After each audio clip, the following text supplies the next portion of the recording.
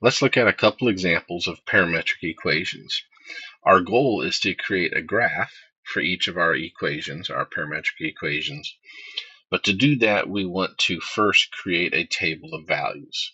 And this should be similar to sort of a process you learned way back when you started learning how to graph functions and equations in earlier math courses, where you would create sort of a two-column table where you have an X column and a Y column, right? And so you might see a table that would look similar to this, where you have an X column and a Y column. So we're going to do a similar kind of process, but instead of just X's and Y, so instead of just an X column and a Y column, we're also going to have a third column for T. So it's going to be a T, X, and Y table. So column T, column X, column Y. For our first example, we want to look at the parametric equations where X is equal to T cubed minus 4T and Y is equal to T squared plus 1. And I just want to create the graph, create the table first and then the graph for values of T between -3 and 3. Okay, so the T value can be any numbers we want. It's a function. Both X and Y are functions of T, and it's technically the domain. The T values can be from negative infinity to positive infinity. But just for now, let's just graph it for these specific interval for T from -3 to 3. So to do that, we need to create a table. And again, we could pick any values we want to plug into the table. But since we're going to go from -3 to 3, let's just pick those values and we'll just go by integers, by whole numbers. So -3, -2, -1, 0, 1, 2, and 3. So we have those values. Those are all T values. And so I'm going to take those T values, so from -3 to 3, and I'm going to plug them into the X equation and the Y equation. The X equation will generate all the values in the X column. The Y equation will generate all the values in the Y column. Okay, so to start out, again, we know that X is equal to T cubed minus 4T. So let's plug a -3 in for T. So -3 cubed minus 4 times a -3. Well, a -3 cubed is going to be a -27. And then we have -4 times a -3, which would actually become plus 12. So a -27 plus 12 would be a -15. So if I plug in a -3 into the X equation, I get a -15. Okay, let's do the same thing but using a -2. So -2 cubed minus 4 times a -2. So -2 cubed is a -8. -4 times a -2 is a +8. And so -8 plus a +8 is 0. Okay, we then do a -1. So -1 cubed minus 4 times a -1. That is going to be a -1 plus 4, which is equal to 3. If we plug 0 in there, both terms have a T, so we're just going to get 0. If we plug a 1 in there, 1 minus 4 is going to be a -3. If we plug a 2 in there, 8 minus 8 is 0. And if we plug a 3 in for T, we're going to have 27 minus 12. And so that's going to be a +15. Okay, I did that really quick, but again, we could go through and do each of those step by step if you want. So let's now go back and do the same thing for Y. So our Y equation is Y is equal to T squared plus 1. So we're going to do the same thing. I'm going to start with that -3. And so we're going to have -3 squared plus 1. And that's going to be a 9 plus 1, which is 10. And then we'll plug in a -2. So -2 squared plus 1. That's going to be 4 plus 1 and 5. If we plug a -1 in there, so -1 squared plus 1, that's going to be 1 plus 1, which is 2. So we'll get 2. if I plug a 0 in for t, so t squared plus 1 becomes 0 squared plus 1. That's going to be a 1. If I plug in a 1, I'm going to have a 2. If I plug a 2, so 2 squared plus 1 is going to be 5. And then 3 squared plus 1 is going to be 10. Okay, so that gives me a column for t from -3 to 3, and then the corresponding values for x and for y. And so in order to create the graph, I want to take the matching pairs of x and y, so they're going to create coordinates, and then I'm just going to plot those coordinates on the graph. So I don't need to worry about the t values right now. I just need to know what the x and y coordinates are. So the first coordinate comes from the first x and y pairing, which so it would be -15, 10. So we're going to go 15 units to the left, and then we'll go 10 units up. So -15 to the left, 10 units up, and then we're going to have a point right there. Then we're going to go, our second point is 0, 5.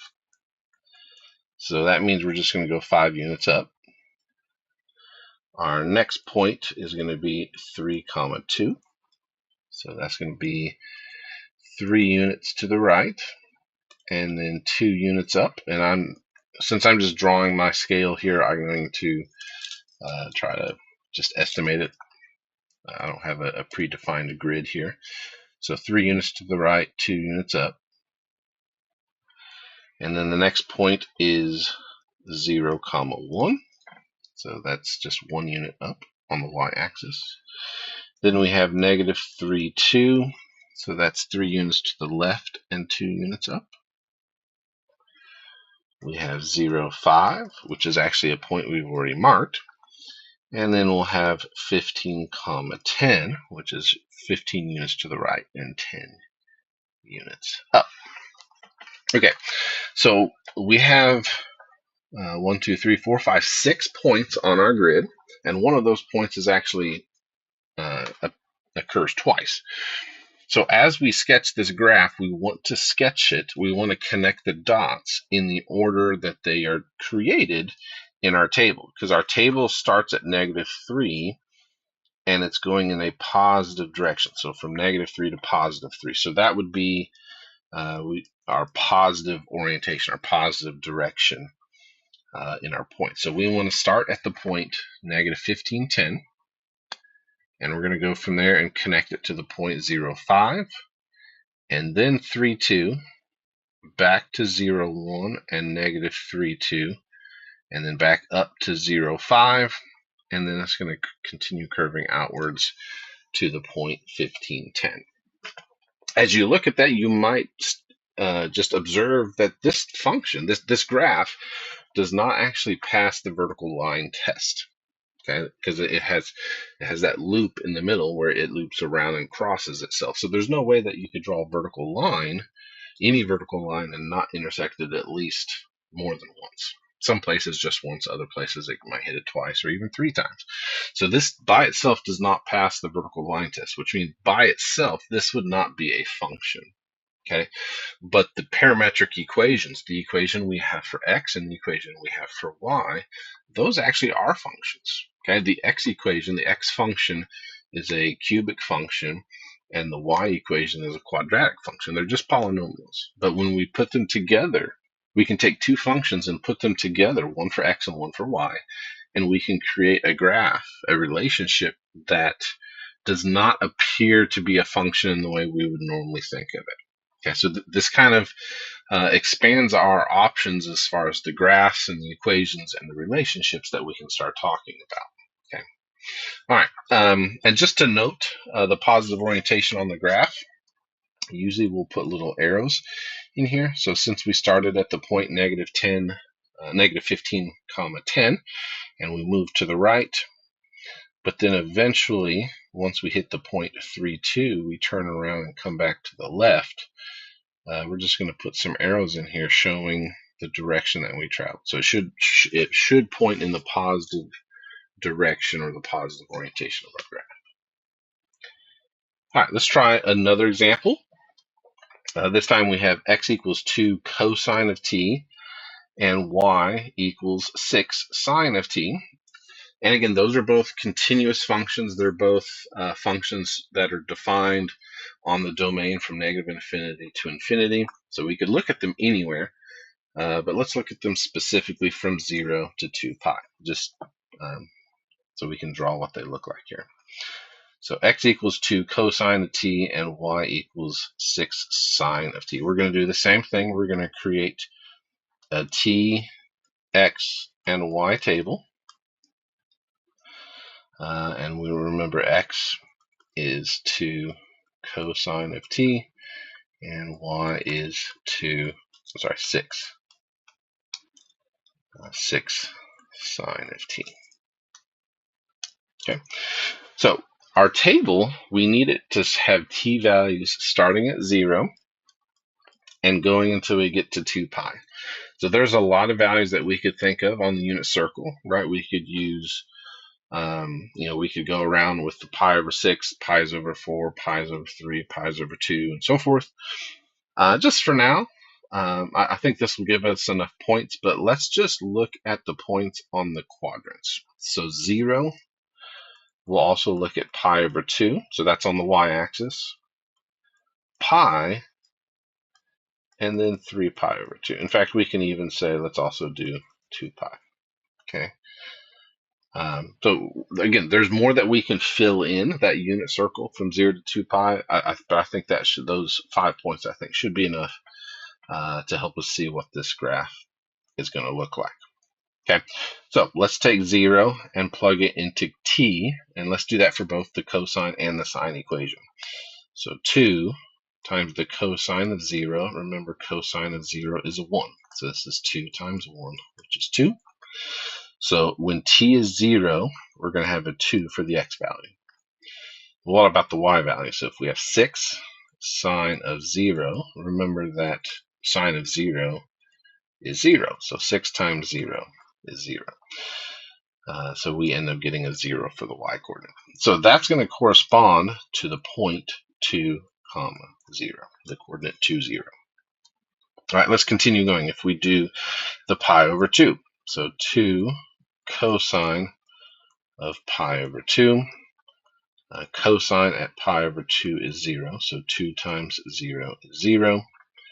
If we do the same thing for sine, 6 sine of pi over 2 is going to be 6 times a 1, which is 6. So we get an x coordinate of 0 and a y coordinate of 6.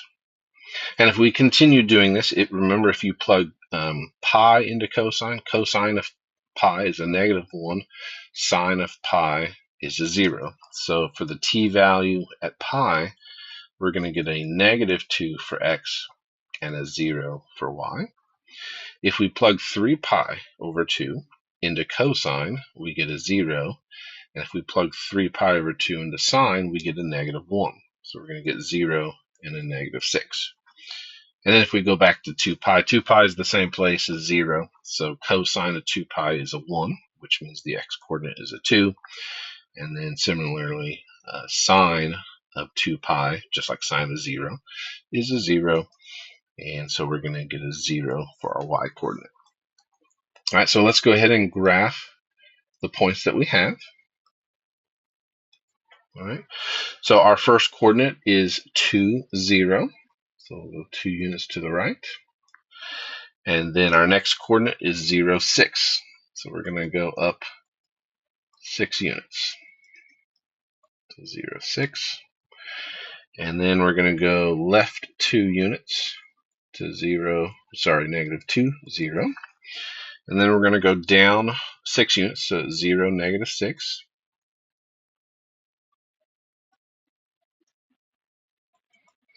And then we're going to end up back at 2, 0 again. So there's really just these 4 points. So from the 5 values that we computed, the 5 coordinates that we computed, there's really only 4 points that we see on the graph because one of the points is repeated. It might be kind of hard to tell what this graph here looks like. So if you wanted to fill in more values, you could. So maybe you would want to do like pi is over 6 or pi is over 4, pi is over 3, something like that. We could fill in more values, and it might not hurt to do that. But I'm just going to go ahead and draw in this case, I'm going to draw a nice smooth curve, just kind of connecting these 4 dots. And it's going to look kind of like an ellipse or a kind of a loop. Okay. Again, that's not a perfect graph, but it is a general idea. To be more, if you don't know what this is going to look like just from the 4 points, I would really encourage you to plot more points. So do more than the 5 that we just did in the table. Okay.